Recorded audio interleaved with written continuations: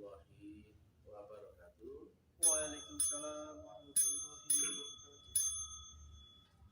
Om Swastiastu, Namo Buddhaya, Salam, salam rahayu, salam kebajikan, salam taklim ma'rifat. Hura. Edisi siaran langsung bertempat di Lamongan City, Kamus 3 Taklim Ma'rifat.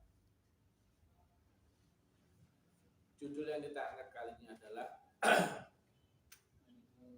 tidak banyak yang selamat menyeberangi Shiratal Mustaqim. Sebagaimana kita tahu, sabda Nabi sampaikan, kias akan Shiratal Mustaqim itu terbuat dari rambut dibelah 7. Kira-kira apa yang kau bayangkan dengan jembatan seperti itu? Gak mungkin bisa dilalui manusia. Seluruh manusia tidak mungkin bisa lewat jembatan itu. Tapi hanya itu satu-satunya jembatan yang menyeberangkan antara dimensimu dan dimensi Tuhanmu. Hanya satu-satunya jembatan itulah yang bisa menghubungkan dimensimu dengan dimensi Allah Subhanahu wa ta'ala, tapi juga nggak mungkin bisa kau lalui. Kemudian disambung sama Nabi, hanya mereka yang mendapatkan syafaat yang bisa melewatinya. Ada yang merangkak, berjalan, berlari, dan secepat kilat. Berarti yang membuat orang-orang itu bisa lewat jembatan itu adalah pertolongan dari gurunya. Nah, karena jembatan ini ada di alam rohani, karena yang melewati jembatan itu pun adalah rohani, maka pertolongan gurunya dalam hal ini adalah guru rohani atau mursyid atau Rasulullah atau Roh Kudus atau Buddha atau Atman dan sebagainya. Maka siapapun yang tidak ditolong guru rohaninya nggak akan bisa selamat sampai seberang. Dan digambarkan pula oleh Nabi, banyak manusia berjatuhan kembali. Dan ibarat naik lewat jembatan itu, kanan kiri adalah jurang neraka. Nah, itulah gambaran yang kita sudah tahu ya, dari kecil pun sudah tahu seperti itu. Ternyata itu adalah jembatan dimensional. Nah, jembatan itu nggak nampak. Dan sangat bersyukur sebetulnya bagi orang-orang yang ditemukan dengan jembatan itu di dunianya. Karena jika ketemu jembatan itu, walaupun kau mengalami kehidupan dunia, kenyataan, tapi dimensimu bisa menyeberang. Yang kata Nabi bisa mi'raj dan sebagainya. Tapi lagi-lagi kami ingatkan ya, jembatan itu tidak mungkin dilalui manusia kecuali yang ditolong syafaat gurunya. Maka kuncinya adalah pertolongan gurunya. Nah, gurunya ini sebetulnya nur tadi itu, nur Allah itu. Guru cahaya, karena ini terjadi di alam cahaya, di alam akhirat. Nah, ada hukum aksi reaksi antara manusia dan Allah, hanya yang sampai, hanya yang berbalas. Yang sampai itu adalah karena lewat gelombang, tersambungnya pun lewat gelombang awalnya. Dan selanjutnya akan ditolong Allah ketika ada rukun syarat tertentu. Sering juga kita dengar, urusi urusanku, maka akan aku urusi urusanmu. Berjalan kau datang kepadaku, berlari aku menyambutmu. Demikian juga seluruh ayat yang lain. Berzikirlah aku akan daku, niscaya akan berdiri akan kau. Seperti itu semua. Apapun yang terjadi pada dirimu, sebetulnya nanti adalah pantulan dari Allah Subhanahu wa Ta'ala. Tapi memakai rukun syarat dan teknik tertentu. Jika nggak kena pancaran gelombang, nggak sampai pada Allah Ta'ala, ibarat suratmu tidak sampai tujuan alamat, tahu-tahu ada yang membalasnya, berarti itu bukan dari Allah.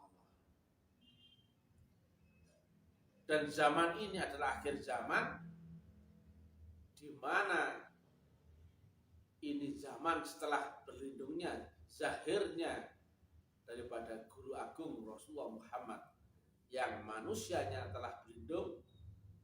Itulah yang disebut akhir zaman atau zaman setelah momentum sempurnanya agama, wafatnya Nabi Muhammad sebagai Rasulullah Muhammad.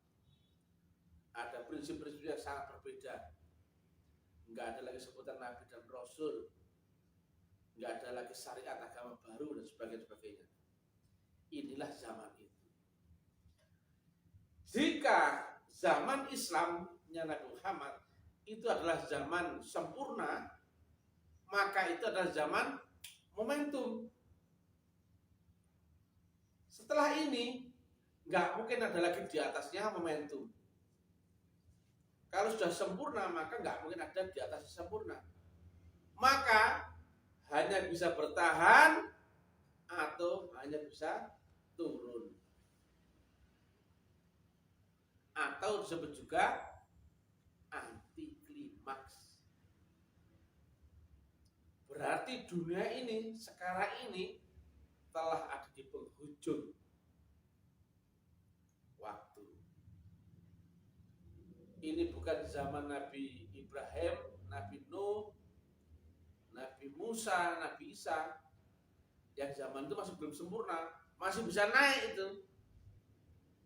Makanya grade-nya agama-agama yang dahulu itu memperbaiki agama sebelumnya, memperbaiki agama sebelumnya.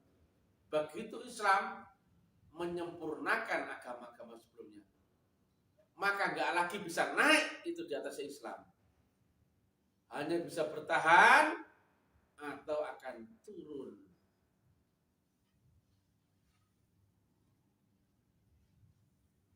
Dan apabila tidak ilmiah membaca tanda-tanda ini, sulit kita mengenali mana yang betul-betul agama dan yang bukan, mana yang ulama sesungguhnya dan mana yang bukan.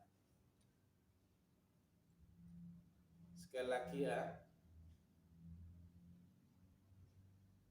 ibaratnya jembatan itu kan kias ya, berupa jembatan. Itu seperti kita ketemu sebuah perjalanan ya. Kemudian jalan itu terhenti, putus. Ketemu jurang yang nggak mungkin bisa kau lalui, sementara tujuanmu dari seberang. Atau ketemu sungai dengan arus deras yang nggak bisa pula kau lalui. Tujuanmu di sana, seberang. Perjalananmu hanya sampai di ujung ini saja. Yang menghubungkanmu tentulah dikiaskan adalah berupa jembatan. Jadi jembatan itu karena apa? Karena kondisinya itu menggambarkan bahwa jalanmu, kemampuanmu, dimensimu putus di ujung dirimu sendiri. Nah, manusia yang berakal itu tidak mungkin bisa masuk ke akhirat, karena ujung dari akalmu adalah kematian. Maka sampai kapanpun akal tidak bisa menembus akhirat, sementara Tuhanmu ada di akhirat tertinggi. Berarti kan sudah nggak mungkin masuk akhirat, apalagi sampai Tuhan. Namanya tidak mungkin. Itulah yang disebut Nabi dengan kias tadi, gambaran tadi. Jalanmu itu sudah buntu, gak mungkin bisa masuk akhirat. Kecuali yang menghubungkanmu melewati jurang itu, yang menghubungkanmu melewati sungai arus deras itu adalah jembatan. Artinya apa? Kau sekarang saat ini di kenyataan sekarang di sini mestinya kau bisa menyeberangi akhirat, tetapi wajib lewat jembatan. Tapi jembatan itu juga nggak mungkin bisa kau lalui. Tapi ada, tapi nggak mungkin bisa kau lalui.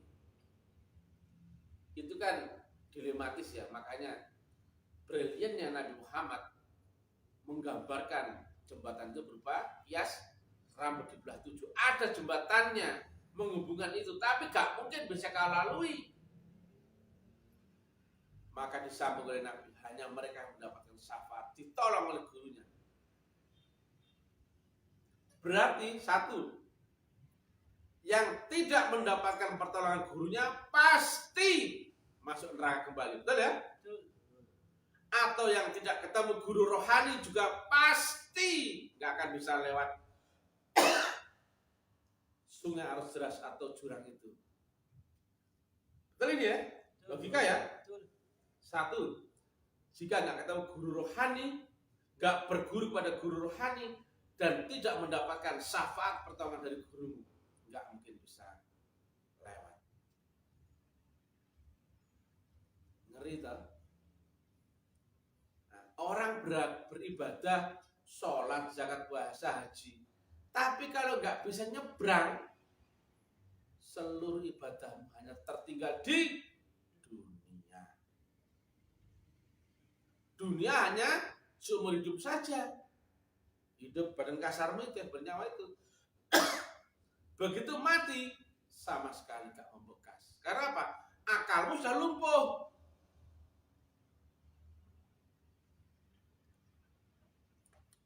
Akalmu lumpuh. Tidur saja sudah lumpuh, apalagi pingsan, apalagi mati. Padahal mestinya kau tetap hidup terjaga di alam sadar saat kau masuk akhirat. Mestinya lebih nyata ketimbang dunia. Lebih nyata loh, mestinya kata Nabi. Tapi karena kau nggak punya alatnya, kau nggak tahu jalannya, kau nggak tahu gurunya, kau nggak tahu caranya, maka bisa dipastikan kau tidak akan selamat sampai ke utara. Gampang kan gambar ini ya? Boleh dimengerti ya? Makanya ibadah itu ada ibadah jasmani dan ada ibadah rohani. Kalau ibadah jasmani itu ibadah rukun syarat yang mengikat pada gerak-gerik jasmanimu. Mulailah takbir sampai salam, kemudian mesti ini wudu, ini itu masih jasmani. Lah rohani beda lagi. Rohani berarti mesti bisa menembus ke alam rohani. Lah menembus melihat apa? Sementara akal kesadaranmu hanya sebatas akal. Akalmu sampai mentok gitu, tetap akan berhenti di ujung akal. Gak bisa melewati kematian. Padahal rohani itu ada di atas kematian. Lihat kalimat Nabi. Maka seluruh manusia yang tidak dibaiat dengan ilmu yang dimaksud dengan Mr. TM gak mungkin bisa lolos menyeberang. Saya tanya, yang lewat Siratal Mustaqim saja bisa jatuh, betul nggak? Betul nggak kalimat Nabi? Apalagi yang nggak bisa ketemu jalan itu atau Siratal Mustaqim itu, betul nggak? Loh yang bisa lewat itu, yang tahu jembatan itu loh, lewat itu bisa jatuh ke neraka lagi. Apalagi yang nggak ketemu jalan itu. Artinya apa? Orang yang telah dibaiat pun gak jaminan kau akan selamat. Orang yang telah berguru rohani pun gak jaminan bisa selamat. Padahal saudara ini adalah pertolongan gurumu.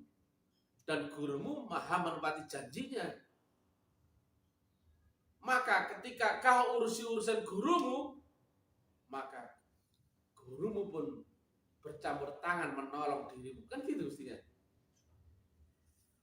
Maka mestinya begitu tahu rumus-rumusnya itu, kau harus peduli dengan visi misi gurumu. Urusan gurumu melibatkan total kepada kebesaran gurumu. Barulah gurumu akan menolong. Itu hukum. Karena dia bukan manusia yang punya selera, asal cocok kemudian kita dibilang enggak. Dia, makanya sering kami sebut, adalah kausalitas di balik dirimu sendiri. Jika nggak ada sebab, nggak ada akibat. Jika nggak ada aksi yang sampai, nggak mungkin ada reaksi. Kalau nggak ada potensi, nggak mungkin ada aksi. Kalau nggak ada energi, nggak mungkin ada potensi. Ngeri semua. Semuanya logik. Maka sebetulnya begitu kau bertemu dengan guru mursyid, langkah selanjutnya adalah baktimu yang habis-habisan kepadanya. Inna sholati wa nusuki wa mahyaya wa mamati. Tuhanmu jangan kau kasih yang sisa-sisa sepele. Saat kau dalam kesusahan, ya Allah, kau bikin hidup ya Allah. Mendoamu sambil menangis bercucuran air mata.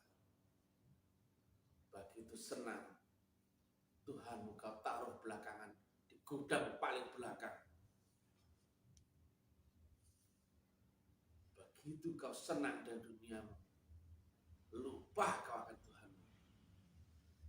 Padahal kau telah berizki dipertemukan dengan wali yang mursyid dari dunia ini. Rata-rata penyakitnya orang yang beriman, yang telah beriman loh ya. Ini saya nggak ngomong orang yang belum beriman. Orang beriman itu orang mendapatkan nur, orang dibayar. Rata-rata ketakutan akan resiko, tidak mau berjuang, tidak mau berkorban, cinta sama hartanya, waktunya, tenaganya, pikirannya, itu hanya dikasih sisa-sisa. Mereka lebih memilih dunia ketimbang Allah dan gurunya. Makanya dilanjutkan sama Nabi, nanti pada akhirnya Islam akan menjadi asing kembali. Dulu pun datang dalam keadaan asing, gak dikenali orang. Jangan bayangkan Islamnya banyak itu. Yang asing berarti yang banyak apa yang sedikit? Yang sedikit sudah sedikit dianggap aneh pula. Dan dianggap sesat, dianggap pokoknya nggak umum. Maka sudah menjadi hukum di akhir zaman itu pun orang yang diselamatkan oleh syafaat guru hanya menyisakan orang yang sedikit. Kata kakek guru kami, sedikit yang seberang. 3 kali mengucap sedikit.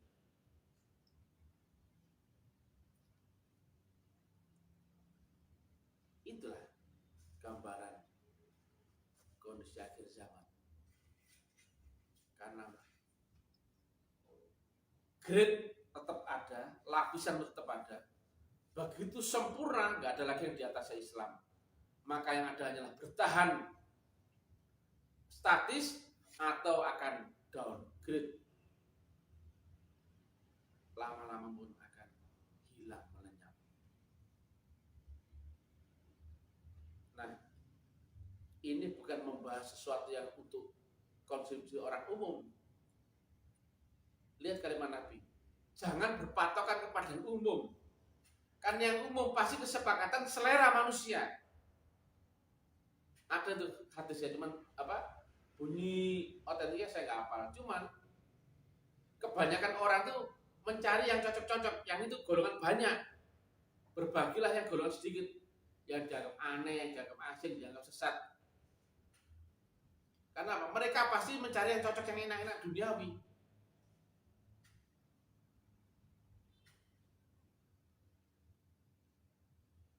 Kami tahu ya, dakwahnya taklim ma'rifat itu pasti gak disukai banyak orang, dianggap aneh, dimusuhi, dibenci, dianggap asing. Kami tahu, kami pun gak peduli, kami tetap berjuang. Bukan untuk saya, tapi kami persembahkan ini demi guru saya. Hasilnya saya nggak tahu. Tidak ada enaknya di dalam pertempuran ini. Berdarah-darah, berkeringat, bercucuran air mata. Tapi kami tahu inilah resikonya jika jalan itu semakin menanjak memuncak. Ibaratnya naik gunung, ibaratnya segitiga sama kaki ya, piramid ya. Hanya sedikit yang sampai ke ujungnya, betul nggak? Betul ya? Oh, di bawah ini banyak. Makin naik, makin berkurang. Sedangkan sering kami sampaikan, Tuhan di atasnya titik lenyap, betul nggak? Hanya sampai titik lenyap itulah yang akan kenal dengan Allah Ta'ala. Kenal itu, sederhana ya. Kau tahu namanya, kau kenali wujudnya, kau bisa rasakan rasanya, dan kau bisa memahami rahasianya. Banyak orang beragama hanya tahu nama saja, wujudnya nggak tahu, alamatnya nggak tahu, rasanya apalagi, rahasianya apalagi. Ini zaman banyak orang mengaku beragama, bahkan yang masih muda-muda semua kalau membahas agama semua sensitif, langsung auto respon. Sekarang ini ya, hampir 99,99% orang itu beragama, tapi tidak bertuhan, tidak. Semua bisa. Ditanya tentang sholat, oh dia lebih pintar. Ditanya tentang hadis, oh dia lebih pintar. Ditanya tentang ayat, dalil, oh dia lebih pintar. Oh lebih pintar mereka. Cuma satu tak loh. Kau kenal Tuhanmu. Kau tahu jalan menuju ke sana. Kau tahu prosesnya, kau tahu siapa gurunya.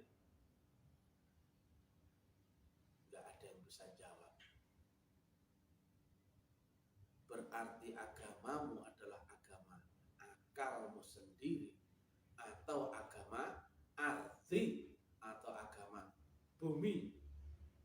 Berarti itu bukan agama samawi yang turun dari langit.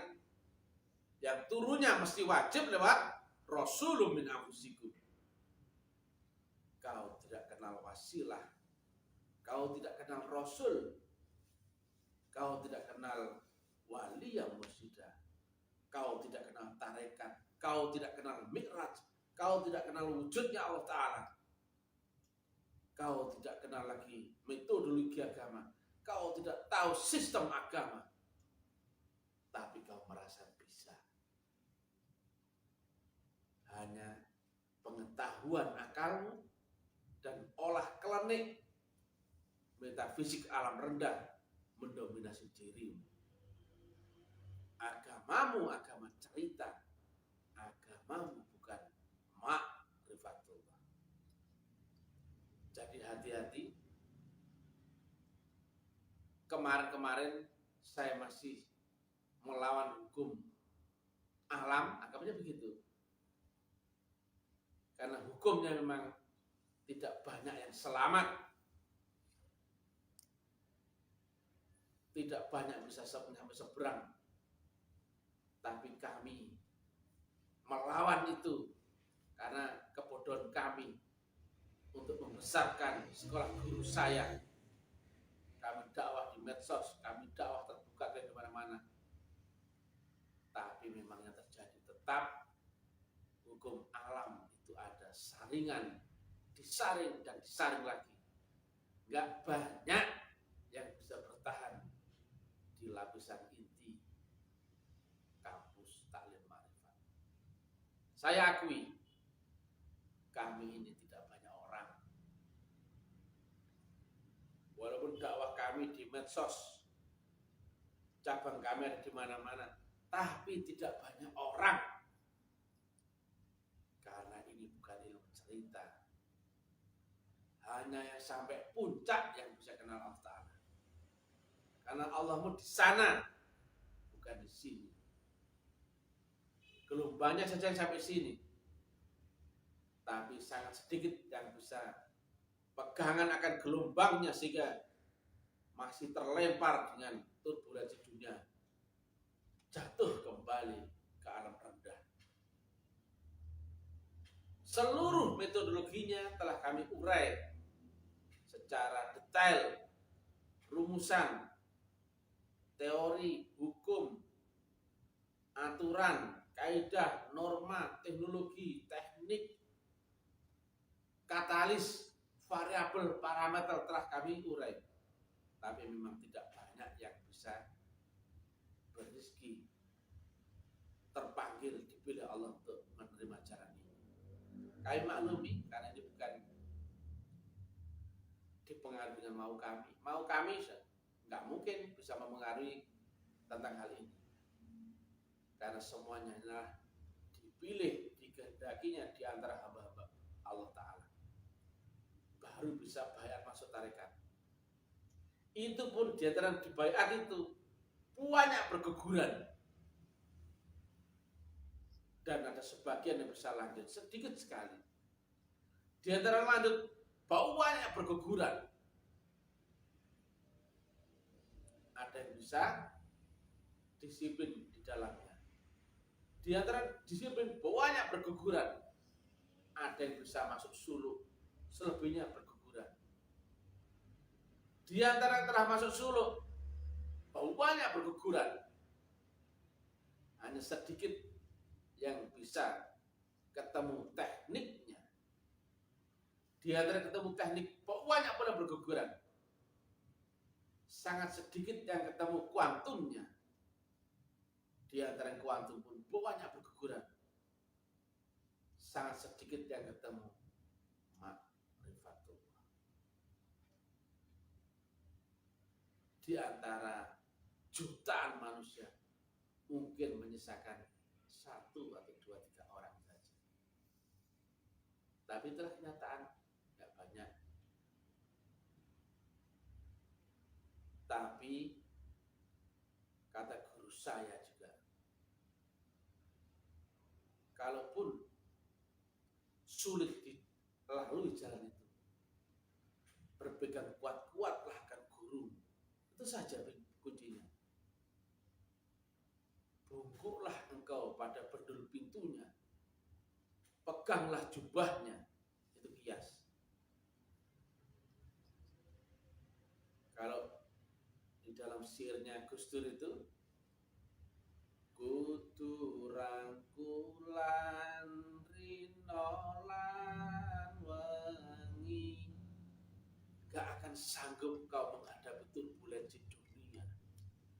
Yang dunia saat ini telah dikuasai oleh gelombang iblis setan di mana-mana.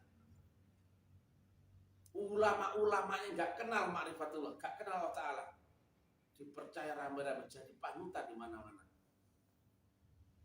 Sulit mencari mana yang benar, mana yang salah.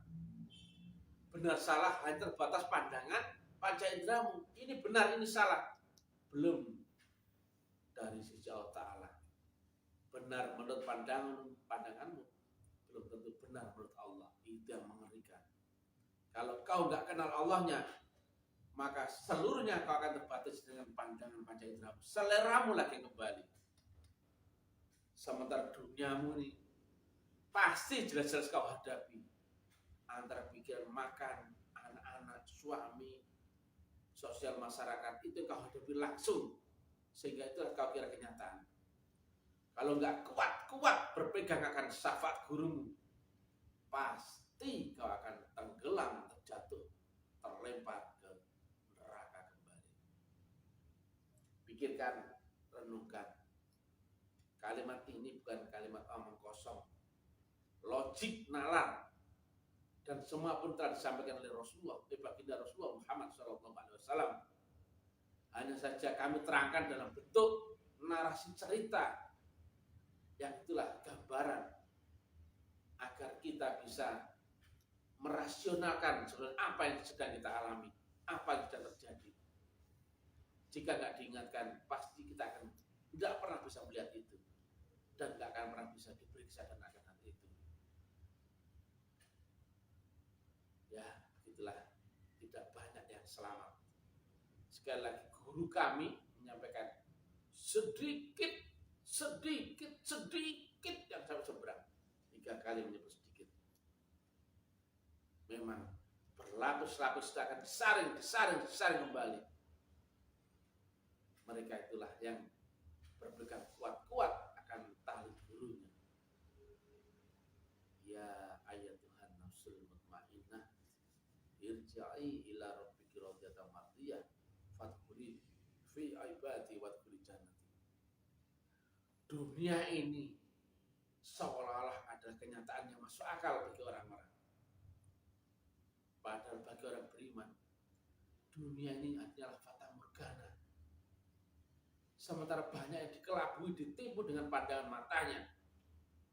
Maka bagi orang-orang yang memilih jalan menuju Allah Ta'ala, dianggaplah mereka itu aneh, sesat, dan sebagainya. Karena apa?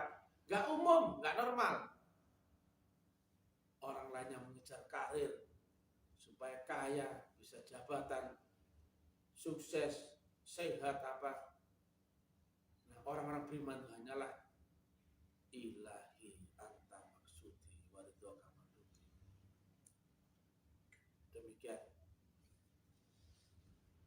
Mudah-mudahan jadi renungan kita semua. Billahi taufiq wal hidayah, billahi ridhol inayah. Suksma, puji Tuhan, haleluya, alhamdulillahirabbil alamin. Wassalamualaikum warahmatullahi wabarakatuh.